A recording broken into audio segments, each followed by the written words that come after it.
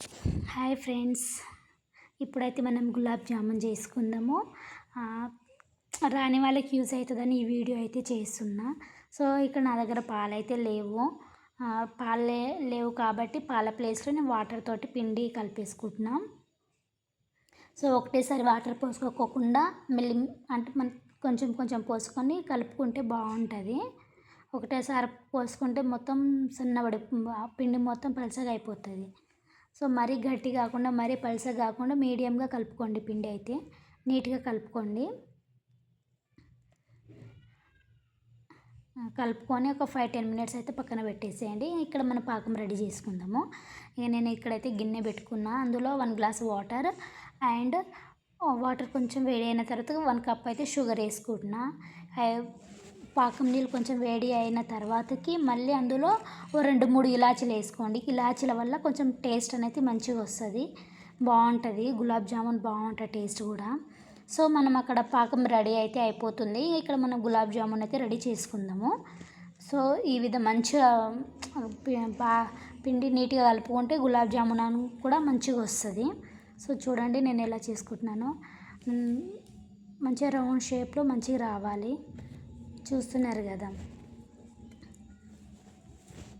So నా video మీకు ఎలా అనిపించిందో మాత్రం కామెంట్ చేయండి, సపోర్ట్ చేయండి.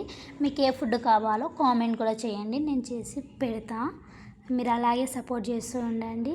ఈ కొత్త వాళ్ళని కూడా కొంచెం సపోర్ట్ చేస్తే ఇంకొంచెం మాకు కూడా కొంచెం ఎంకరేజ్మెంట్ ఉంటుంది. సో గైస్ ప్లీజ్ సపోర్ట్ చేయండి. చూస్తున్నారు కదా, ఇక్కడ పాకం కూడా రెడీ అయిపోయింది.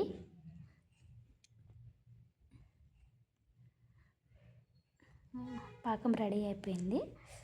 తర్వాత మనం నెక్స్ట్ ఇప్పుడు కడాయి పెట్టుకుందాము. గులాబ్ జామున్ ఫ్రై చేసుకుందాము. వేడైపోయింది, ఆయిల్ పోసుకోండి.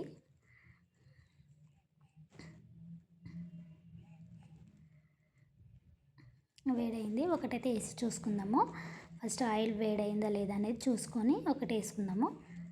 వేడి అయిన వెంటనే మనకి ఇంకా ఎన్ని కావాలంటే అన్నీ వేసుకోవచ్చు.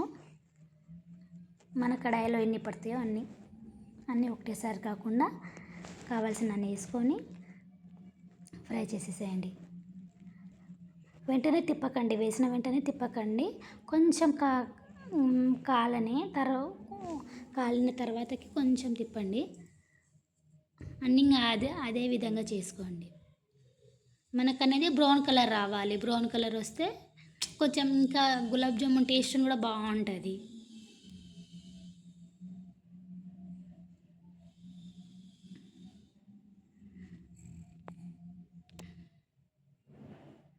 చూస్తున్నారు కదా, నేను డైరెక్ట్ పాకంలో వేసేస్తున్నా. వేడిగా ఉన్నప్పుడు పాకం మంచిగా పట్టేస్తుంది గులాబ్ జామున్ పాకం అనేది.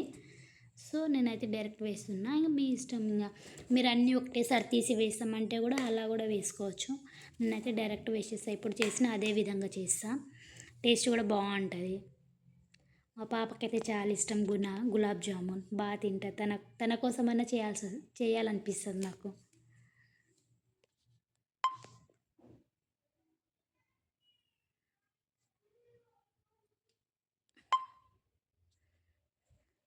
సో నా వీడియోస్ మీకు ఎలా అనిపించిందో మాత్రం కామెంట్ చేయండి, సబ్స్క్రైబ్ చేయండి, షేర్ చేయండి. ప్లీజ్ సపోర్ట్ చేయండి గాయ్స్.